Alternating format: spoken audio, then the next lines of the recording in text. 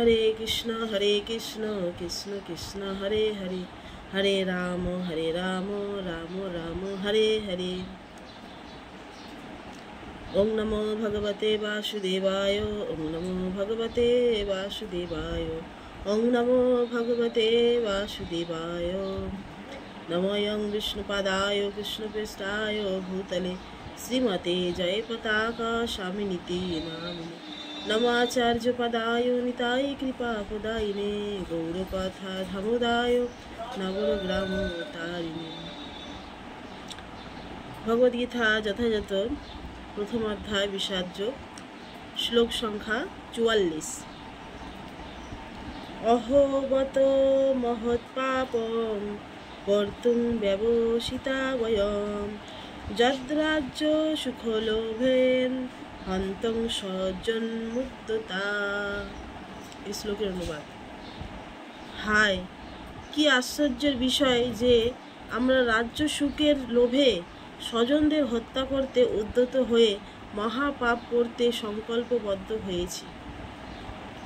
অর্জুন এত আক্ষেপ করছে যে শুধুমাত্র রাজ্য সুখের জন্য আমরা আজকে যুদ্ধ করতে নেমে গেছি।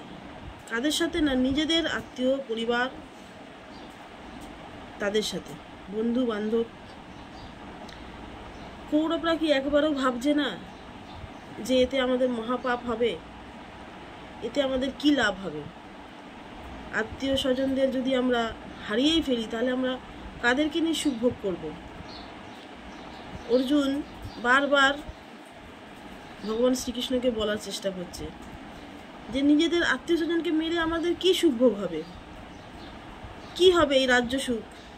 এর থেকে আমি বনে চলে যাব, বনে গিয়ে আমি ভিক্ষা করে দিন জীবনযাপন কাটাবো। আমি যদি আত্মীয় স্বজনকে হত্যা করি তাহলে আমার মহাপাপ হবে। ওরা তো ভাবছে না, কিন্তু আমি ভাবছি। এবং খুব আশ্চর্যের বিষয় যে ওরা একবারের জন্য ভাবছে না যে এই যুদ্ধের ফলে আমাদের মহাপাপ হবে স্বজনদের হত্যা করে। কিন্তু আমি এই যুদ্ধ করতে চাইছি না। আমি আমার আত্মীয় স্বজনের পরিবারকে হত্যা করে আমি কোনো সুখ লাভ করতে পারবো না, তাই আমি এই সুখ চাই না। কি করে আমরা সংকল্প করছি এই যুদ্ধের জন্য? অর্জুন ছিলেন একজন শুদ্ধ ভক্ত এবং ওনার চেতনাও ছিল শুদ্ধ। সে শুধু নিজের সুখের জন্য ভাবেনি, সে সকলের জন্য ভেবেছেন। কিন্তু কৌরবরা, দুর্যোধন, এরা শুধু নিজেদের সুখের কথা ভেবেছিল। অর্জুন শুধুমাত্র 5টা গ্রাম চেয়েছিল যে এই 5টা গ্রাম নিয়ে আমি থাকব, কিন্তু দুর্যোধন এটুকু দিতে চায়নি। এবং দুর্যোধন কোনো মতেই যুদ্ধ ছাড়া কোনো কিছুতেই রাজি হননি। একমাত্র এই যুদ্ধ ছাড়া দুর্যোধন কোনো কিছুই চাননি। দুর্যোধন ভেবেছিল যে আমাদের অনেক সৈন্য আছে, অনেক প্রজা আছে, আমরা জিতবই পাণ্ডবদের হত্যা করে, পাণ্ডবদেরকে হারিয়ে। কিন্তু দুর্যোধন একবারও ভাবিনি যে পাণ্ডবদের সাথে কে আছেন? ভগবান শ্রীকৃষ্ণ। আর ভগবান যেখানে থাকেন সেখানে জয়ী হবই। এটা কখনো একবারের জন্য দুর্যোধন ভাবেনি। কেন ভাবেনি? কারণ দুর্যোধন একজন ভক্ত ছিল না, সে একজন নাস্তিক ছিল, পাষণ্ডী ছিল, সে ভগবানের বিশ্বাসী ছিল না।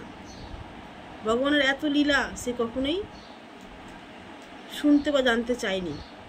তাই জন্যই সে নিজেকেই ভগবান ভেবেছিল।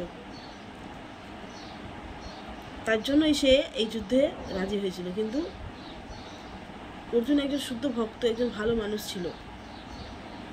তার কারণে এই অর্জুনের খুব দুঃখ হচ্ছিল, খুব আশ্চর্য হচ্ছিল সে।